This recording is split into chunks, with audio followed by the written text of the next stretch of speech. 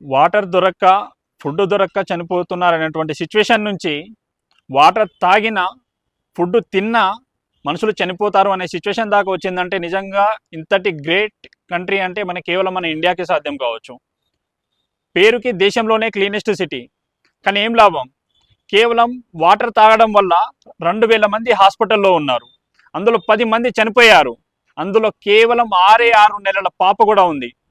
వాటర్లో పాల పౌడర్ కల్పించి తన తల్లి ఆ పాలను ఆ పాపకి పట్టిస్తే ఆ పాప కూడా చనిపోయింది.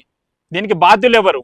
నీళ్లు వాసన వస్తున్నాయి, ఒకసారి పట్టించుకోండి అని చెప్పి ఆఫీసుల చుట్టూ తిరిగినా కానీ పట్టించుకున్నటువంటి ప్రభుత్వ అధికారులదా, లేక అక్కడ ఉన్నటువంటి రాజకీయ నాయకులదా, లేక ఏ పాపం నేరుగనటువంటి ఆ ప్రజలదా, లేక చనిపోయినటువంటి ఆ పాపదా?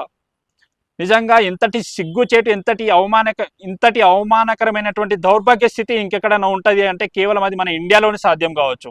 ఇప్పుడు వచ్చి రాజకీయ నాయకులు వచ్చి ఇప్పుడు 1-2 లక్షల రూపాయలు ఇస్తే ఆ కుటుంబాల పరిస్థితి మెరుగవుతాయా? ఆ తల్లి కడుపు కోతకి న్యాయం జరుగుతుందా? నిజంగా ఇంతటి సిగ్గుచేటు అవమానకరం ఇంకెక్కడ ఉండదు. మీరు కేవలం వీడియో చూసి ఇది మనకెందుకులే అని వదిలేస్తే ఈరోజు ఇండోర్లో జరిగినటువంటి సిచ్యువేషన్ రేపు మన దగ్గర జరుగుతుంది. ఈరోజు ఇండోర్లో, రేపు మీ ఊర్లో, తర్వాత మా ఊర్లో ఎక్కడైనా జరగవచ్చు. ఒక సమస్య వచ్చినప్పుడు మనకెందుకులే అని పారిపోకుండా ఆ సమస్యని ప్రశ్నించి ధైర్యంగా పోరాడడం మనం నేర్చుకోవాలి. అలా జరగకపోతే ఈరోజు ఇండోర్లో జరిగేదే రేపు ప్రతి ఊరిలో జరుగుతుంది.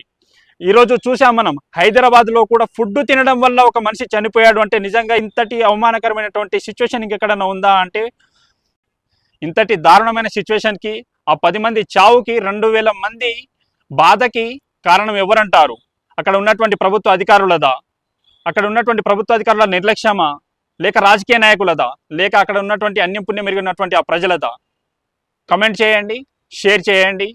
10 మందికి బుద్ధొచ్చేంత వరకు షేర్ చేస్తూనే ఉండండి. మీ చుట్టూ ఉన్న సమస్యలపై పోరాడుతూనే ఉండండి. లేదా ఏదో ఒక రోజు ఆ 10 మందిలో మనం కూడా ఒకరం అవుతాం. జై హింద్.